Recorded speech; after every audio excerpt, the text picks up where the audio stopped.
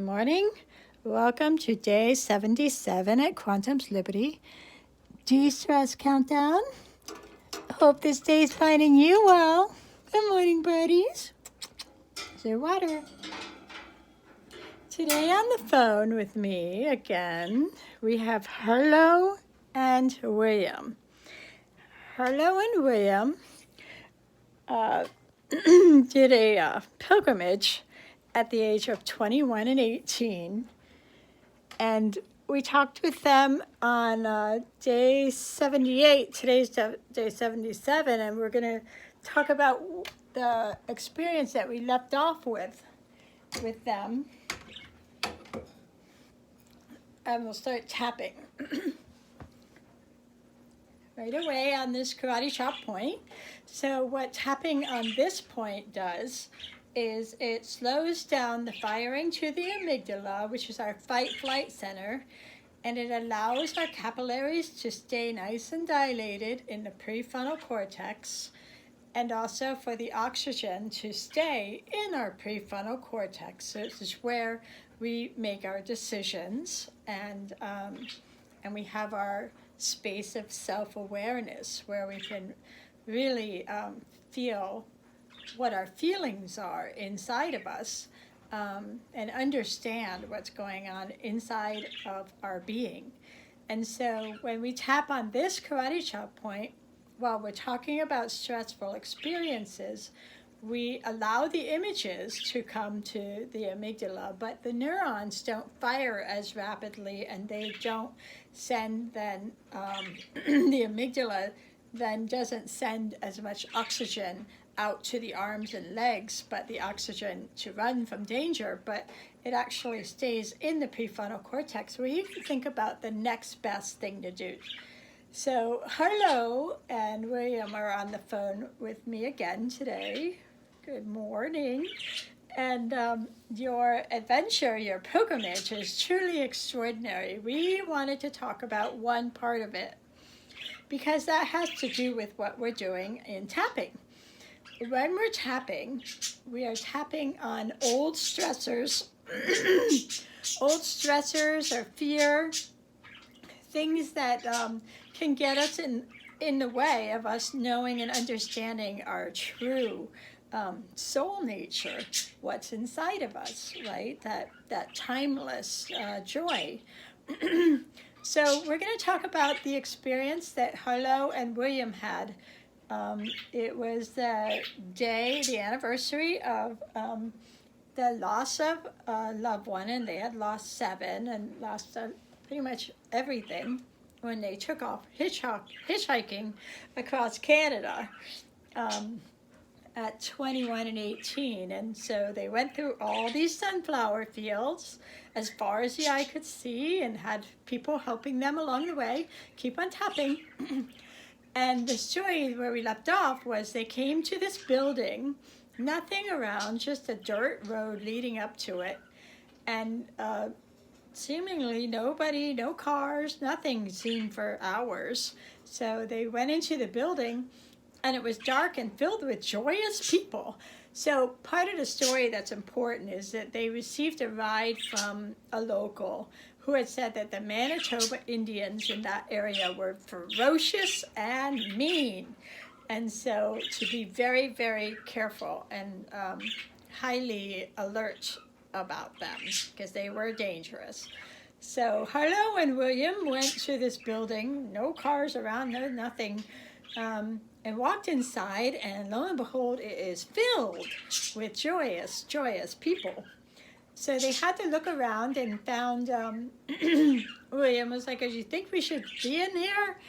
And Harlow said, it feels right, so let's find a place to sit down. And they found a place at the end of a table, a whole bunch of people, and asked, "Can we sit here in these two seats?" It was the only 2 seats available in the whole building. And so they said, "Sure." And eventually the person sitting at the end, a whole bunch of boisterous, happy people, dark-skinned, said that we are the Manitoba Indians, and we're having a powwow tonight, and we would like to invite you to be part of that powwow. So Harlow, looking inside and knowing she had to choose, also in respect for her brother, knowing that her freedom was also about what kind of position she would put onto her brother's freedom. The question posed to her was, they said to Harlow that they felt she had a strong soul quality and that she would be able to do the fire walk too, because this individual was going to be doing the fire walk at the powwow. So, and would they come to the powwow and do the fire walk because they sensed a great emanation of love from Harlow.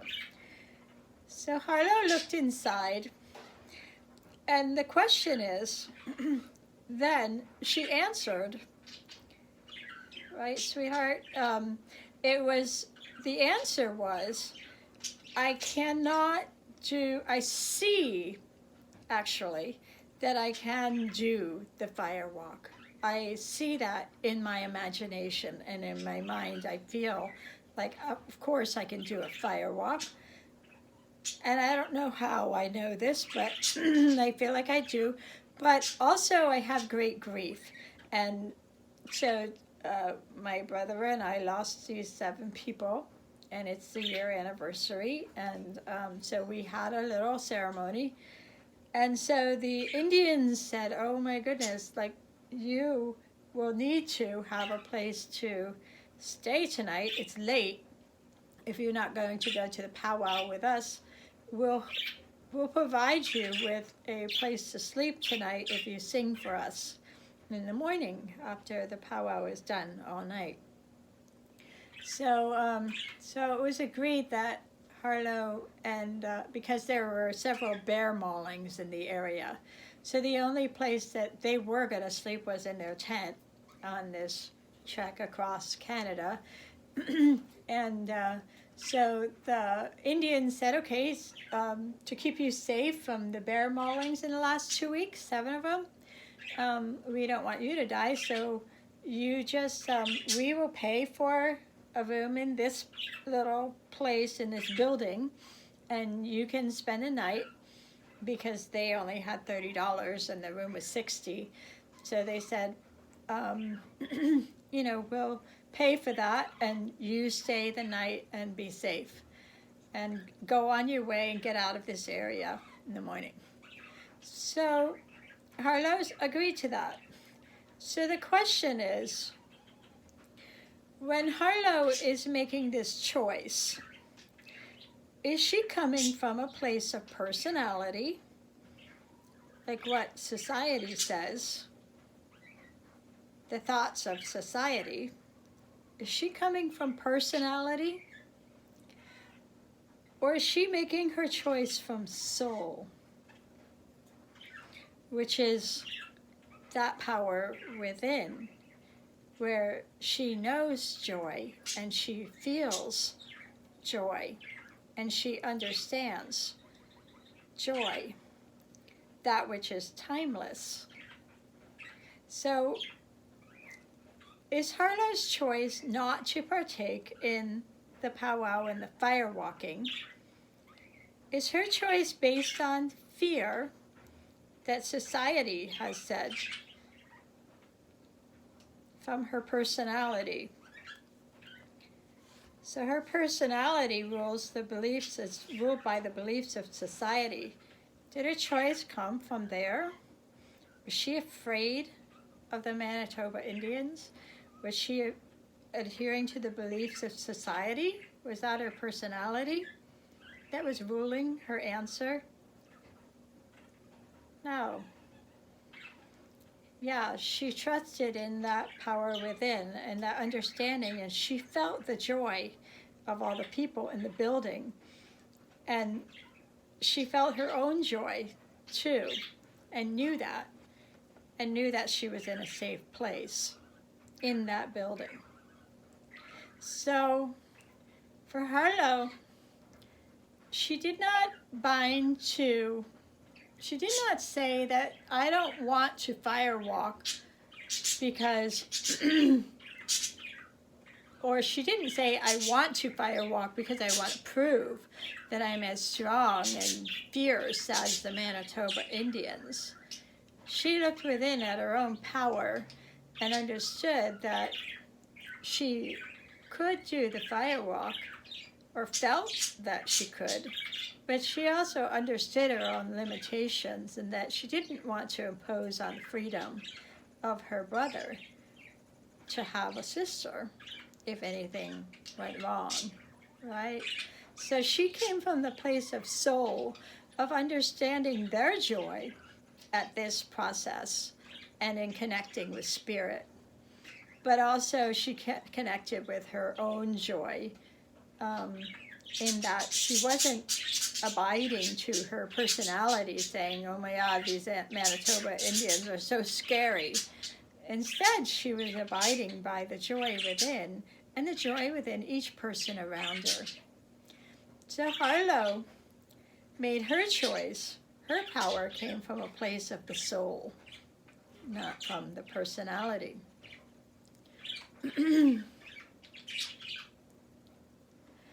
When we enter the world, we enter through coming from the quantum field, and we enter into a world of particle matter, but also quantum field of all possibilities, which is equivalent to the soul.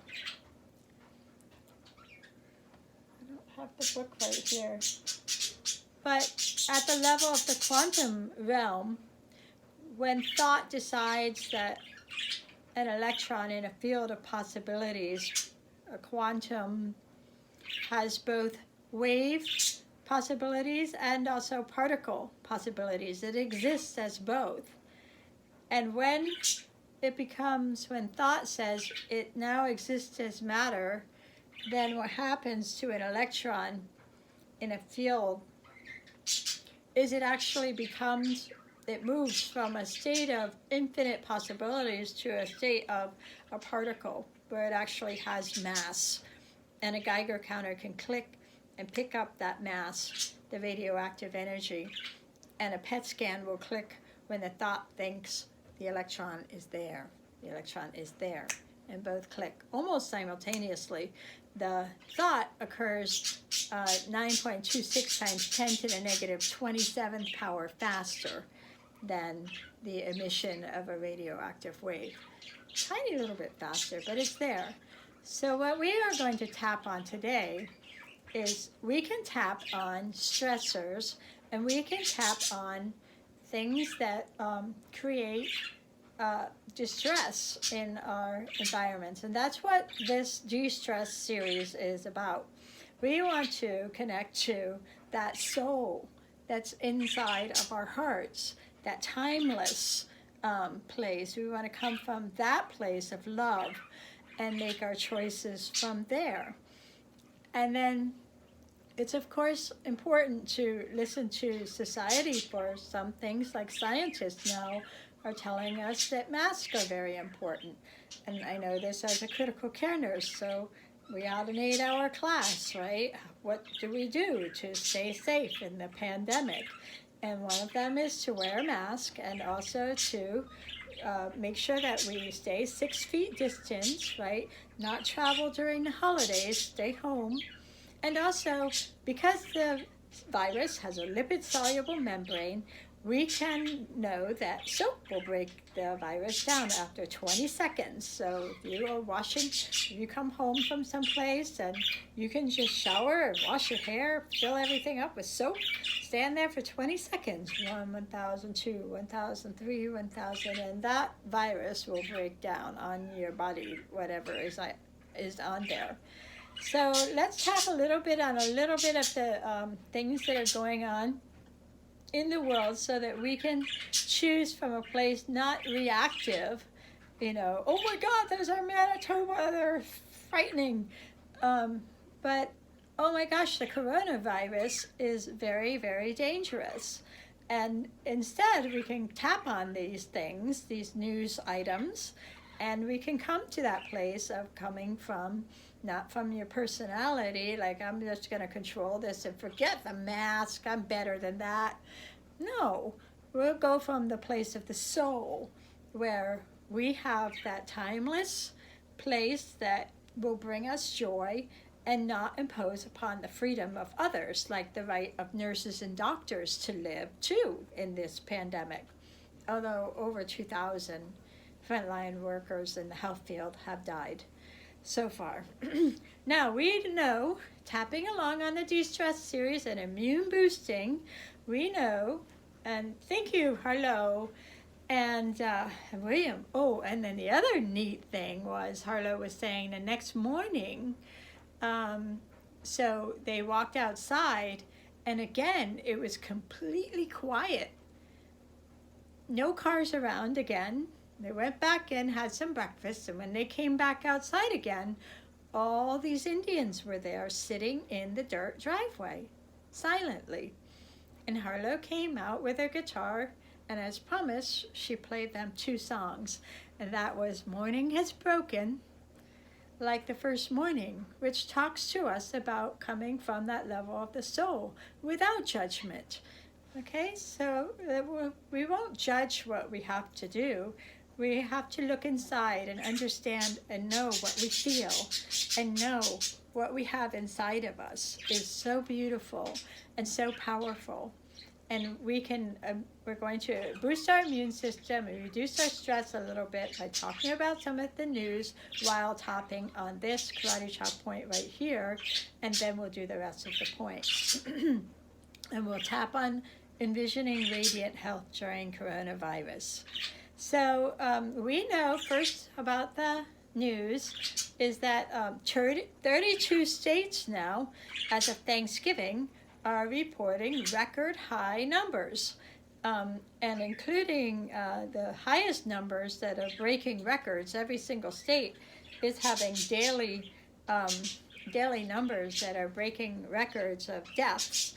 And including, most importantly, these 3 states recently are Pennsylvania, Arkansas, and Massachusetts. They are really breaking records. So we want to give them some really big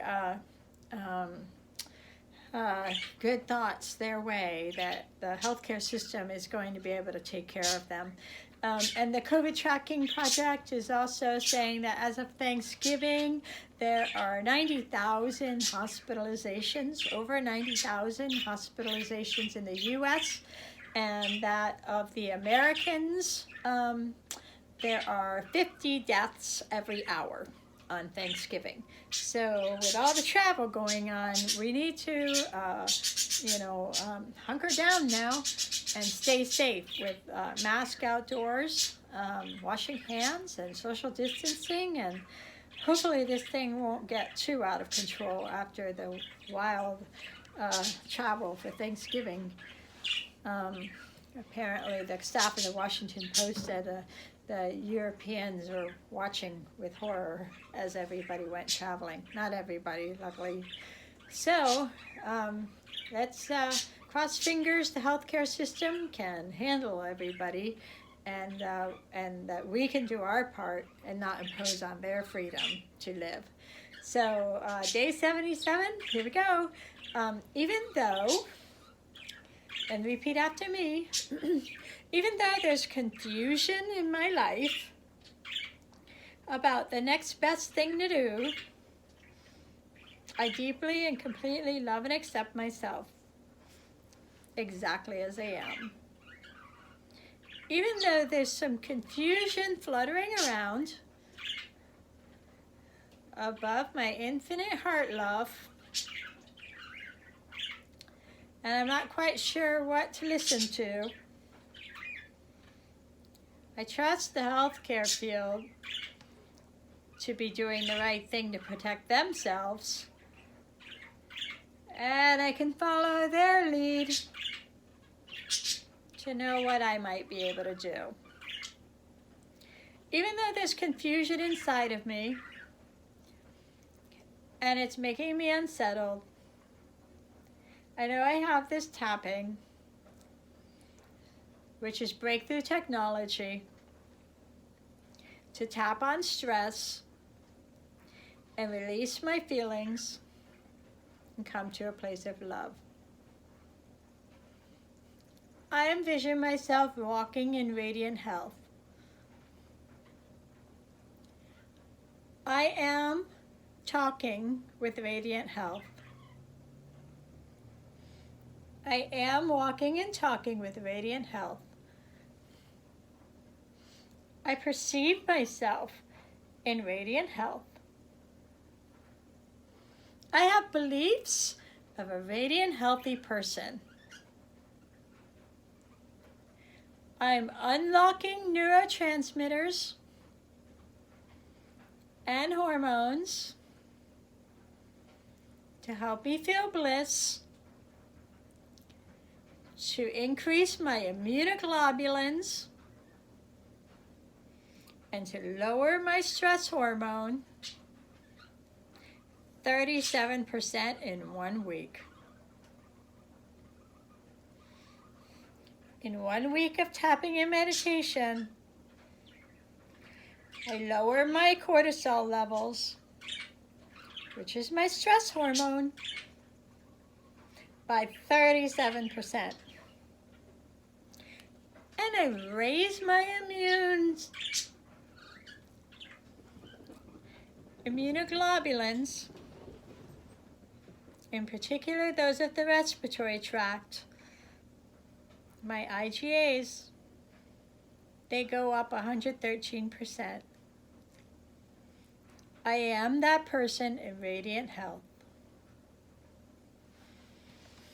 Thank you so much, kids, for sharing your story.